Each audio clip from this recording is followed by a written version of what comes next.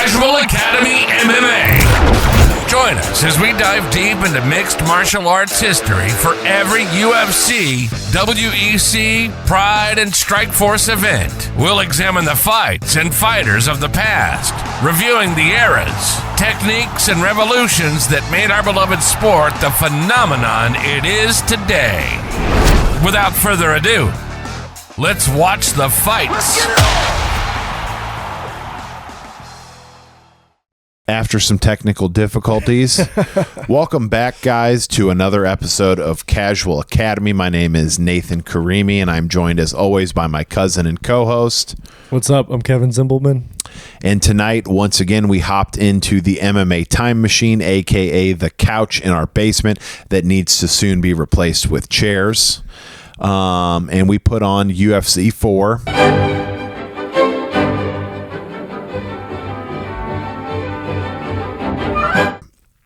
Which took place in Oklahoma. Still got that kind of mid-90s cocaine hangover vibe. Everyone looks really funny. The chicks that were holding the ring cards were like fucking Hooters girls that looked like they got paid in heroin. You know, it's a much better spectacle, but it's still a spectacle that's kind of funny. Yeah, it's still like, how the hell does this become the modern sport that we know now? Yeah. You know, it's night and day.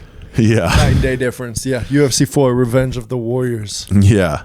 And the whole revenge is that Royce basically gave up due to exhaustion in the last one. Warrior shit, dude. Yeah, warrior shit, dude. Fuck that. I'm tired. So I'm going to be honest with you. My personal stock investment in Royce going into this was low. I didn't like the fact that which I'm not sitting here trying to judge fighters and stuff. Like I'm not out there doing it, but just watching it with the lens of 30 years later, I kind of thought that was some pussy shit. Yeah. I mean, especially, you know, we talked about this last time, but it's like how the older guys were, like, they're so much more badass, they're so much more tough, but like that's not really the case that we've seen so far. Yeah.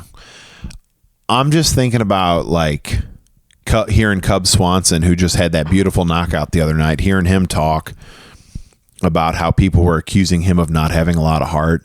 And he's like, bro, I've been in fights where my hand was broke a week before the fight. I broke the other hand in the fight, and I tore my ACL. That's insane, bro. Some of these guys are tapping. Insane. Yeah, so. Basketball player tears an ACL, they're out for like 7 months. Yeah, fighters are truly on a different level. Breed, bro. And I don't think fighters become fighters until later. Like, I'm not seeing any of these guys as like, wow, they are fighters. Yeah. Yeah, no, that's funny because I realized about that too recently is when this basketball player got a broken orbital bone. Because, fighters break their fucking orbitals like kind of frequently. But it's real bad after they do. Oh, really? Yeah. So this dude was out like 7 weeks or something. And I was like, no way. Yeah. But anyway. Some of these guys are doing that and then continuing into the third round and shit. Exactly. Yeah. Insane shit, man. But yeah, UFC 4, Revenge of the Warriors, Tulsa, Oklahoma. Fight 1, we got 51-year-old Ron Van Cleef. I'm Ron Van Cleef, the Black Dragon from New York City. I'm 51 years old, and I've been practicing martial arts for 40 years, longer than any of these participants have been alive.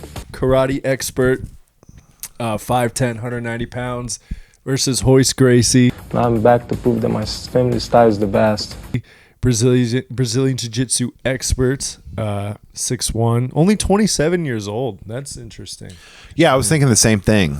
I was surprised that he's only 27. Super young. Yeah, but, Royce continued his dominance and just kind of does whatever he wants still. Yeah. And synced in a rear naked choke in around 3 minutes. Yeah. And we'd kind of said this before, but since I had this idea that Royce was losing some of his mystique and stuff, this fight more added to him losing his mystique. This fight was almost like, oh, this guy's 51. Yeah, definitely. Royce did the same thing he always does. The guy was game, was a fighter, so on and so forth. But this was more of the same. And for me, I knew going into this, And I definitely reaffirmed going into this that I needed to see more from Royce if I was going to keep him like on some kind of pedestal. Yeah. No, I agree with that. And I was just kind of thinking, like, I wonder if you take Royce's opponents and like listed them out and stuff. And we don't know. We don't know how long he continues his dominance. Where you're just like, who the fuck is that? Yeah. Who the fuck is that guy? Yeah, versus like, I don't know, maybe somebody in like UFC 10 or 15, you have their list and you're like, okay, that's a notable opponent. Right now, I look at all Royce's opponents and I'm just like, Ken? Yeah. Like who else? Ken, Chemo, though. maybe? Ken, Chemo, Leopoldo. Oh, man. Yeah. No, you're right. So I don't know, but we'll see. We did on this one, though. We saw early on when they told us who was in the fights. By the way, there's no, like, what are considered, this is weird to me. What are like the prelims, like the early fights what do they call those? Like substitute fights or? I forget what they called them. It's not even undercard. It's something different. They're calling them like alternate fights. That's right. Somehow we need to find out how to get a hold of those because some of those seem crazy. And like last time our champion, the UFC 3 champion, came from an alternate fight. Yeah, that's crazy. They don't have those on there. So there's that, and then, I'm down to jump into more of these fights. Yeah. So we were talking about Chemo earlier, from Royce's accolades and his opponents, but this is Joe's son, Chemo's manager. Yeah. You guys will see the spirit of the Lord of Jesus Christ tonight. Who is apparently the creator of Joe Son-Do. Right? And he's facing Keith Hackney, who we've seen before. Keith Hackney was in the last UFC. Yep, fighting that 600-pound black guy and just fucking wailing on him, breaking his hand over and over. Yeah, Keith got sent out the cage, came back with a vengeance. But we have Joe Son versus Keith Hackney. Joe Son, Chemo's manager, 24 years old, 235 pounds, little stocky guy. Yeah. Versus Keith Hackney, 36, 6 foot, 200 pounds. By the way, Joe Son with the craziest walkout I've ever seen in my entire life. It's a strange mixture of religion and fighting. I don't understand it. Frankly, Jim, neither do I. Neither do you. Listen, Go watch this. This is why, let me look in the camera for a minute. This is why we started this show, was for crazy, wild, absurd shit like this. Let me tell you something, brother.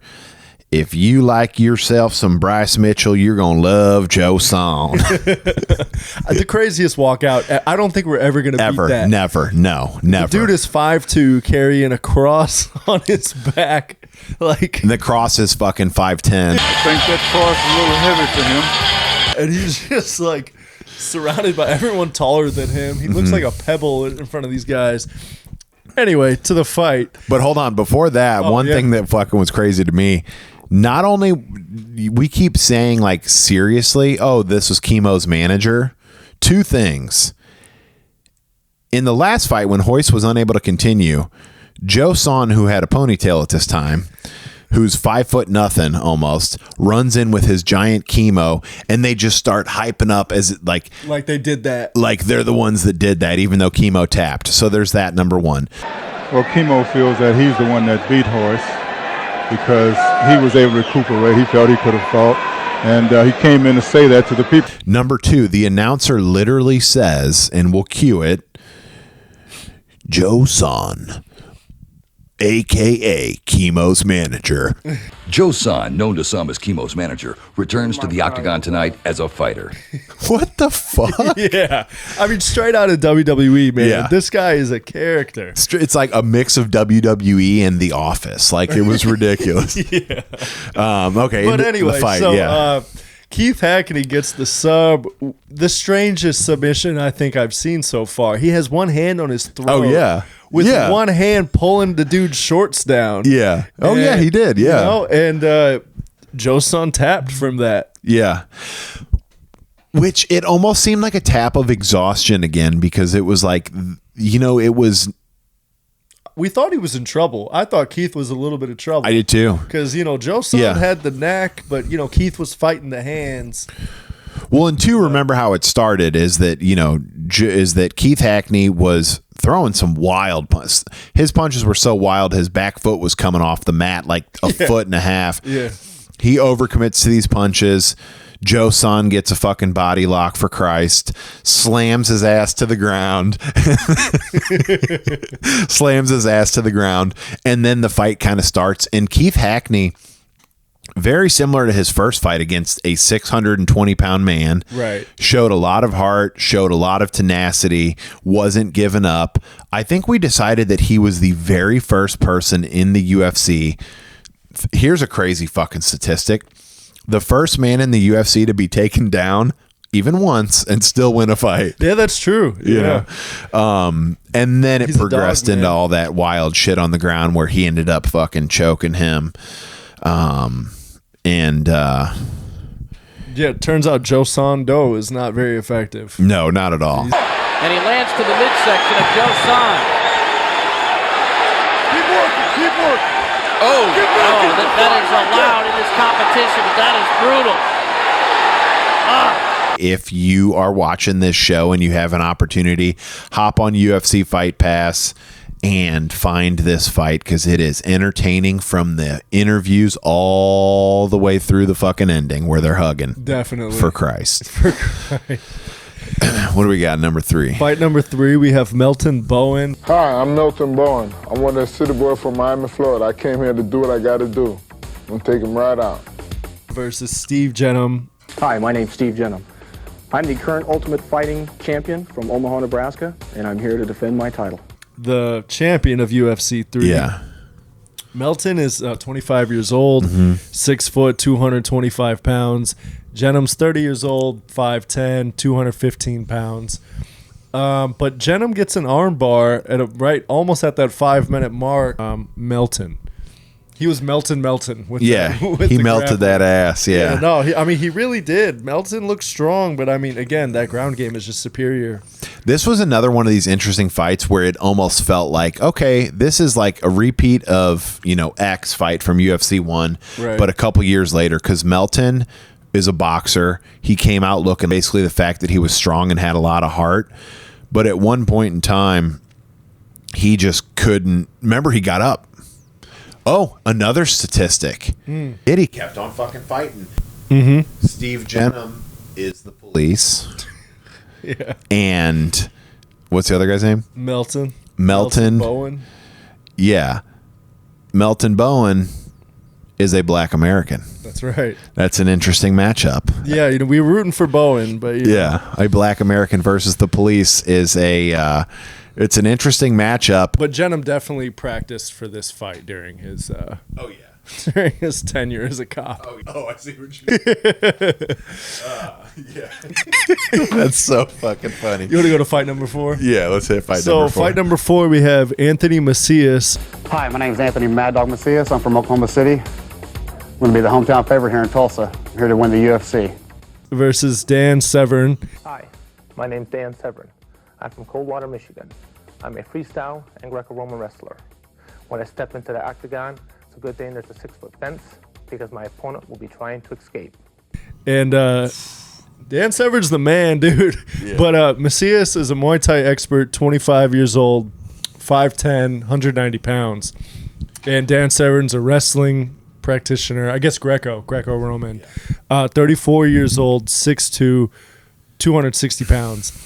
Anthony Macias going into this fight is 30-1 with 24 knockouts. Jesus. We've seen that a lot. We've seen guys that are 250-0. So, you can't really trust these statistics anymore. Dude, I mean, this fight, this was the most dominant, I think, like as a physical dominance in the ring. Octagon, maybe since Daniel Cormier versus Dan Henderson. Like there has been nothing like this since or before. But up to right now, from us to UFC 5, this is the most physical dominant we've ever seen in the Octagon. I would agree with that. Dan Severn fucking suplexed his ass like 6 fucking times. Yeah, probably 3 times. Yeah, 3 times, and got the rear naked choke after just slamming him into the Octagon, dude. And what's this guy's name? Anthony Macias. So one thing about Anthony Macias, I feel like if he was going against anyone else but Dan Severn, he might have won. Yeah. Because he came in with heart. He stuffed a takedown, not for long. Didn't he try throwing up that triangle too as soon as he got taken down? Was that him? No, I'm thinking of someone else. I'm tripping. I know what that was. That was a little bit later. No, I'm but tripping. he was throwing like elbows from the back. He had a Muay Thai style. He was the aggressor early on. Like he was throwing kicks. Like this dude came to fucking win. But the reality was Dan Severn, is he Greco, by the way? I thought he was. Okay. Well, he is, makes sense with those suplexes, I guess. But Dan Severn is, first of all, one of those recognizable names where even as a modern fight fan, I've seen his name before, and I know, Dan Severn is a part of the UFC. Like people remember who he is. But this was me watching his first fight, even seeing his name come up on there got me excited. He's just a fucking beast. Yeah, bro, he is. He's a fucking beast. Yeah. And like he chain wrestled, he was slamming, he got a fucking arm triangle that probably would have popped someone's fucking head off like a zit. Yeah. I want to see Anthony Macias again, man. I'd like to, not because he was anything special, but just because like he was severely outweight classed. Yeah, like what, 70 pounds? Probably. Yeah. And I don't know, man. That dude, he just looked like one of those like wild boys from like a small town to me. Yeah. And I would just be interested in seeing that. But really, another fight that I would say check out. Oh, definitely. Yeah. I mean, that was impressive. Mm-hmm. That was really fucking impressive. Totally agree. Totally agree. Dan Severn looked fucking great. I remember thinking if I kind of unfortunately didn't, I kind of feel like I knew what was going to happen, but I would have been like, I think Dan Severn's I just don't see anyone beating him. He just seems like too much of a force. Right. No, yeah, I kind of knew he was going to win just off of his name, notoriety and stuff. But even then I was like, oh shit, dude. Yeah. Impressive. No, for sure. Dan Severn was a beast. It looked really good. I think his nickname's the Beast. Oh, really? I think it's Dan the Beast Severn. Yeah. On to the semifinal. Number 1, we have Royce Gracie versus Keith Hackney. Cool fight. Yeah. Cool fight. But Keith did a very good job of fighting him off. Keith landed some shots, man, so it made me think Royce probably has somewhat of a chin. Yeah. Royce was ultimately the winner once again. And on to the semifinal number 2, we have Marcus Bossett. Hello, my name is Sensei Marcus Bossett from DYF Karate Los Angeles, and I'm fighting in the UFC to let my kids know and all the kids around the nation know that you can do anything that you want to do. All you have to do is apply yourself, get out there, and do it.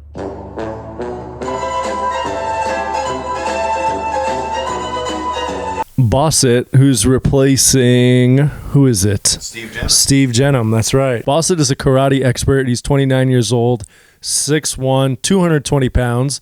So a little bit more weight than Dan Severn's previous opponent. But again, Dan Severn's 6'2", 260, so he's still got that size advantage. And he showed it. I mean, he got that arm triangle in within a minute. Yeah, I forgot about that. Okay, and the second one was arm triangle. When he just like suffocated him, and then just got that arm triangle. Even a cleaner, smoother path to victory. Definitely. To the point where I can't even remember what that other guy's face looks like. Honestly, yeah. I do not remember that guy. I just remember him being Dan Severn's second victim. Yeah. Yeah. Okay. Again, at this point, Severn's like the fucking man. Like, yeah. It looks good. Looks like, okay, I could see him getting a takedown in modern UFC. Like, he was something. Yeah. And then on to the final, we have Royce Gracie versus Dan Severn. Okay, before we go into what happened, we kind of know the history, and Royce is much bigger. What did you think was going to happen? I thought it was going to be a grueling ground game. I thought Severn's going to tire out and Royce was going to get his back. Yeah. Is what I thought was going to happen, just because I think Royce can stay safe. But, part of me wouldn't have been surprised if Severn just submitted his ass. Because both of their names have stood the test of time. Like Dan Severn is still a guy that you fucking know had a good career. Right. What did you think was going to happen? At this point, I'm so confused with what did happen, with what I originally thought happened, with what I thought before watching it was going to happen. But I think if I'm getting back to what I thought was going to happen, I thought, again, unfortunately, I think I knew that Royce Gracie wins because I know that he won like 3 UFCs. If I was watching it totally clean, I think I would have said Dan Severn's going to get a TKO. That would have been crazy. Because he is dominant. He's bigger. And it's like Royce, I know Royce can stay safe on the ground.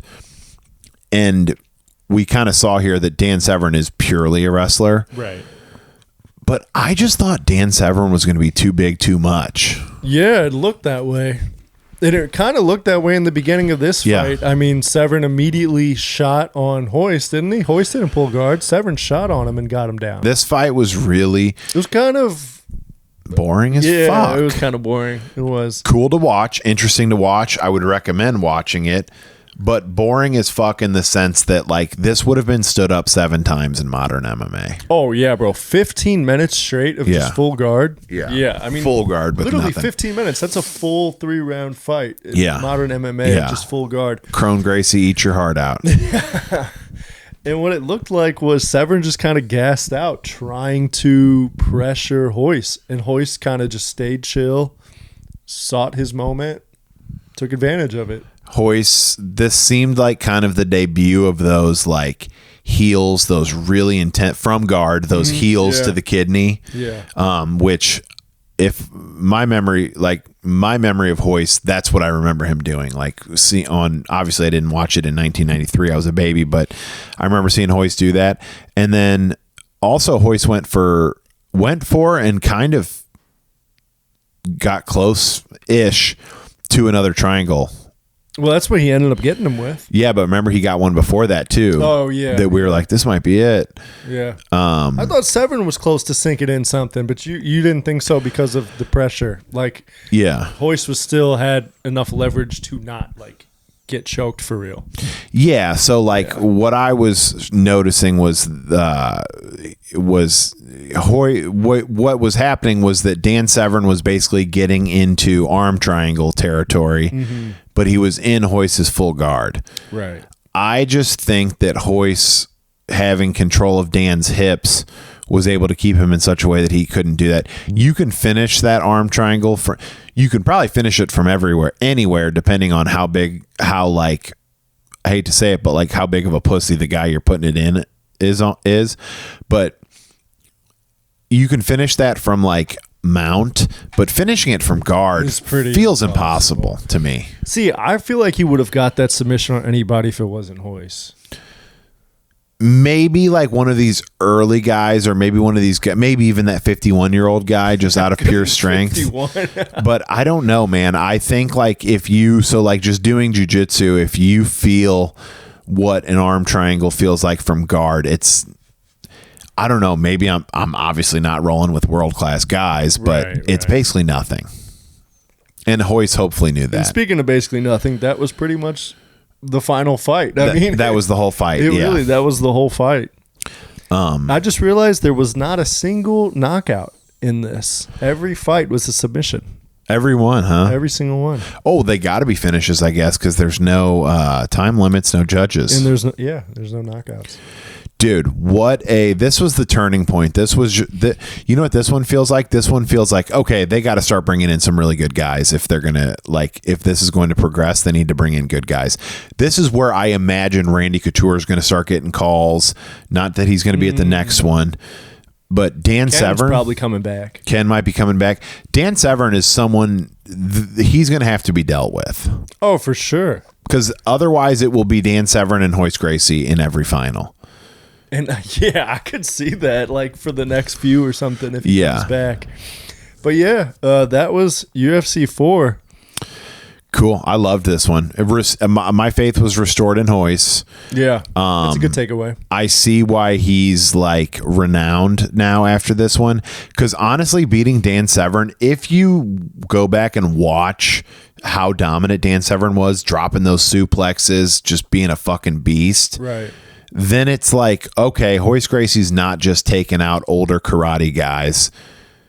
That's a legit fucking wrestler. Yeah, definitely. Yeah. Yeah, I think that's his best case for like GOAT status at the time. You know what I'm saying? Legend Big time. status.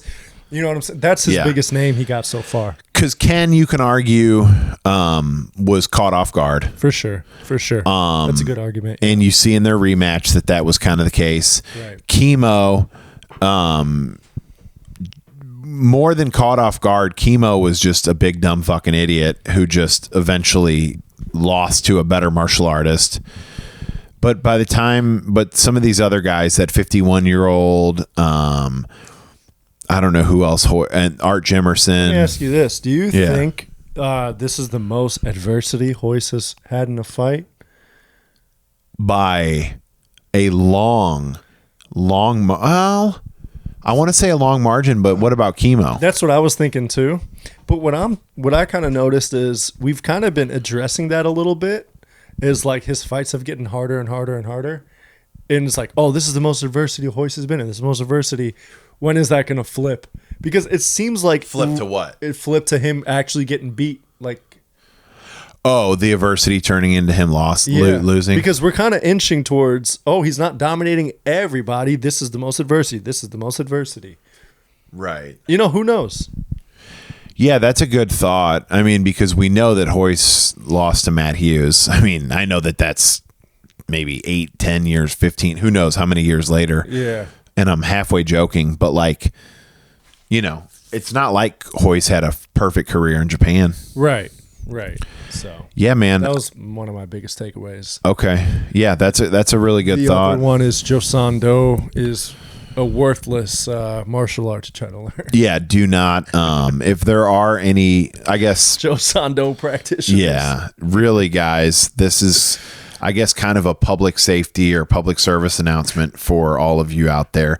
If you guys are getting flyers for Joseon Do, I would recommend that you put it down, call the local authorities. You're in a cult. If you're doing Joseon Do, you're in a cult right now. Yeah, that fucking guy is. That walkout was the highlight of the entire night. Absolutely. Do you want to go to the awards of the night? Oh, fuck yeah.